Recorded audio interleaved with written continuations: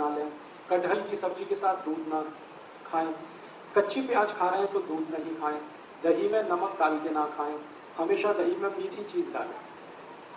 ये आपको थोड़ा झटका लगेगा, ये क्या बोल दिया, दही में नमक ना खाएं, क्योंकि रायता तो बिना नमक के बनता नहीं है। बात ऐसी है कि ये जो दही है ना, ये जीवाणुओं का घर है। अगर आप लेंस लगा के देखेंगे तो दही में लाखों जीवाणु होते हैं। हम लोग अंग्रेजी में उनको लैक्टोबैसिलाइज कहते हैं। ये जीवाणु जीवित चाहिए पेट को। आप दही में एक चुटकी नमक डाल दीजिए, सब जीवाणु 1 मिनट में ही मर जाते हैं। अब मर गए तो दही खाया वो बेकार, इसलिए जीवित जीवाणु दही के साथ आने चाहिए। तो कहा गया है कि दही बिना नमक के खाएं, या दही में बूरा डालें, खांड डालें, गुड़ डालें। तो बूरा, खांड और गुड़ से जीवाणुओं की संख्या बहुत तेज बढ़ती है, घटती है। बढ़ी हुई संख्या के जीवाणु आपको चाहिए। और एक वेग के बारे में उन्होंने कहा है जिसको रोकने की कोशिश कभी ना करें, जम्हाई आना। जम्हाई समझते? मुंह खोलकर आप जम्हाई लें। वो कहते हैं कि ये जो जम्हाई आने का समय है इसको कभी भी रोके नहीं, ये कभी भी आएगी। ये कब आती है? जब भी आपके, अब मैं आपका आधुनिक विज्ञान इसमें जोड़ रहा हूं। बागवट जी ने जो कहा वो आपको देर में समझ में आएगा, आधुनिक विज्ञान जल्दी समझ में आ जाएगा। ब्लड में ऑक्सीजन की मात्रा जब भी कम हो जाएगी, जम्हाई जरूर आएगी। एक्स्ट्रा ऑक्सीजन लेने के लिए मुंह खोलकर आप जो है जम्हाई लेंगे तो ये एक्स्ट्रा ऑक्सीजन जाने के लिए है। तो वो कहते हैं कि जम्हाई को कभी ना रोकें। ये जो हम कर लेते हैं ना, शर्म आने के लिए जबरदस्ती मुंह बंद करके जम्हाई लेने की कोशिश करते हैं, बहुत खतरनाक। कभी मत करिए, मुंह खोलिए पूरा, क्योंकि आपके शरीर का आपको आदेश आ रहा है, मुंह खोलिए, भरपूर हवा अंदर भरिए, तो ही अच्छा है। और बच्चों को भी वैसे ही सिखाइए। इसमें कोई शर्म करने की बात नहीं है, क्योंकि यह प्रकृति की क्रिया है, शरीर को दुरुस्त रखने के लिए है। जम्हाई जरूर लीजिए। और कई बार हम हाथ रख लेते हैं मुंह पे, यह बहुत ही खराब है, क्योंकि वायु को जाने से आप रोक रहे हैं। वो जम्हाई आ रही है ज्यादा ऑक्सीजन के लिए, शरीर में शुद्ध वायु ज्यादा जाए, इसके लिए जम्हाई आ रही है, और आपने मुंह पे हाथ रख लिया और फिर जम्हाई ले रहे हैं, यह बहुत खराब। कभी मत करिए, मुंह खोलकर जम्हाई लीजिए। हां, फिर एक बात वो ये कह रहे हैं, यहां पर जैन दर्शन की बात बहुत गहराई से समझ। एक जगह कहते हैं कि आपसे ज्यादा ज्ञानी और आपसे ज्यादा तपस्वी लोगों के नजदीक बैठे हैं तो दूर जाकर जम्हाई लीजिए। माने इसको मैं ऐसे समझाऊं, किसी महाराज साहब के पास बैठे हैं जो दोनों ही स्थिति में आपसे ज्यादा तपस्वी भी हैं और ज्ञानी भी हैं, तो उनके पास बैठ के जम्हाई कभी मत लीजिए। आप उठ जाइए, कहीं दूर कोने में चले जाइए, हैं? हां, लेकिन वेग बंद हो तो उसके लिए फिर दूसरा है, वो मजबूरी का है कि जेब से रूमाल निकालिए, कोशिश करिए, क्योंकि आपकी जम्हाई उनको तकलीफ करने वाली है। आप जब, ये तो आप जानते हैं प्रकृति का नियम है कि जितनी ऑक्सीजन लेंगे उतनी कार्बन डाइऑक्साइड तो निकलेगी, नहीं तो स्पेस बनेगा नहीं ऑक्सीजन के लिए। तो आपकी जो कचरा वायु है वो महाराज जी को क्यों दे रहे हैं? क्योंकि आपकी कार्बन डाइऑक्साइड महाराज जी की तुलना में बहुत कचरा है, क्योंकि सब तरह के कुकर्म आप करते हैं।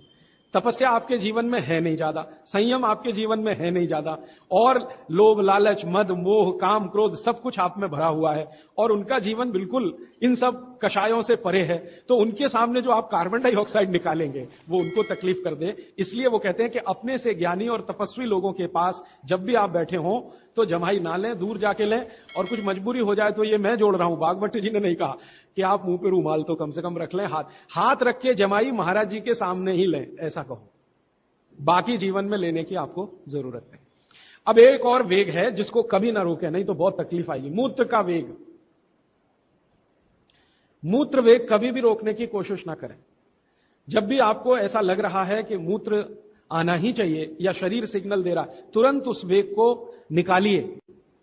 और मैं अब आपको आधुनिक विज्ञान कहता हूं, पहले बागवती जी की बात करें। वो कहते हैं कि ये मूत्र वेग को कभी भी रोकेंगे तो रक्त के सारे विकार आपके शरीर में आएंगे, रक्त के सारे विकार आपके शरीर में आएंगे।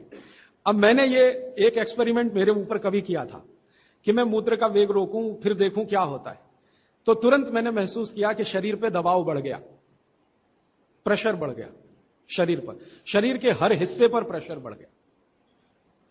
फिर मैं तो मरीज का इलाज भी करता हूं, तो बहुत मरीज मेरे पास ऐसे आते हैं जिनको पेशाब नहीं आ रही है, तो सबसे ज्यादा तड़प उनकी जिंदगी में मैंने तभी देखी है जब उनकी पेशाब रुक जाती है, मूत्र रुक जाता है। तो कहते कुछ भी करो, ये रिलीज करो, क्योंकि ये रोकना ठीक नहीं है। इसलिए मूत्र के वेग को नहीं रोकें। इसमें हर तरह से दबाव शरीर पे पड़ेगा, सब तरह की ग्रंथियों पर दबाव बढ़ेगा, रक्त पर दबाव बढ़ेगा, हर तरह से दबाव बढ़ेगा। तो मूत्र को रोकने की कभी भी कोशिश ना करें, जब आए तब जाएं। अब आपके मन में एक प्रश्न आ सकता है कि जी बार बार मूत्र आए तो, हर 10 मिनट में आए, हर आधा घंटे में आए, और 1-2 बूंद आए फिर नहीं आए, 1-2, तो आप समझिए कि कोई बीमारी के शिकार हैं आप। अगर खुलकर पूरा मूत्र आ रहा है तो कोई चिंता की बात नहीं है, लेकिन रुक रुक के आ रहा है, 2-3 बूंद आया फिर रुक गया, फिर 2-3 बूंद आया, तो आप बीमारी के शिकार हैं। तो ऐसी स्थिति में आप किसी विशेषज्ञ की मदद लें। वो जो 15% वाला हिस्सा है ना, वो यही है। ऐसी स्थिति में किसी विशेषज्ञ की मदद लें और वो आपको मदद कर दे मूत्र को निकालने में, तो बहुत अच्छा है। दवा की मदद से, औषधि की मदद से ये बहुत आसान है, बहुत संभव है, बहुत आसान है, बहुत संभव है। अब थोड़ा आगे बढ़ें। इसी तरह से वो कहते हैं मल का वेग कभी ना रोकें। मूत्र है, मल का वेग कभी ना रोकें। अगर आपको ऐसा लग रहा है कि टॉयलेट जाने की इच्छा है तो जरूर जाइए, सोचिए ही मत उसके बारे में।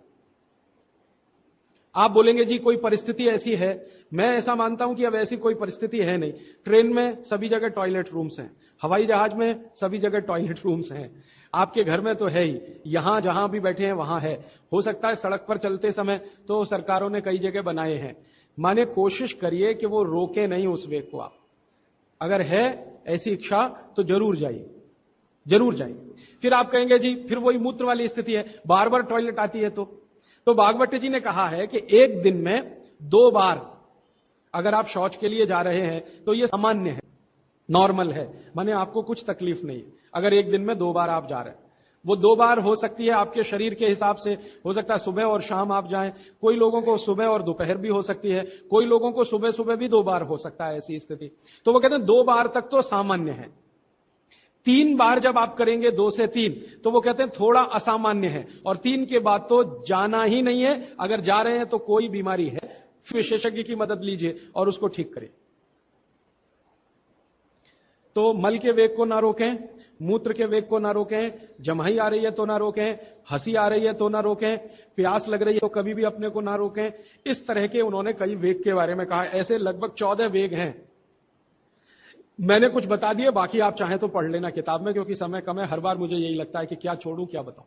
थोड़ा इससे आगे बढ़े तो आपके जीवन के बारे में वो ये कह रहे हैं कि ये एक वेग ऐसा है जिसके बारे में साधु संत और महंत, साधु संत महंत तपस्वी तेजस्वी, ये लोग ही हैं जो उस वेग को रोक सकते, बाकी के लिए नहीं है। वो जो साधु हैं, संत हैं, महंत हैं, उनके लिए यह है कि वीर के वेग को रोकें।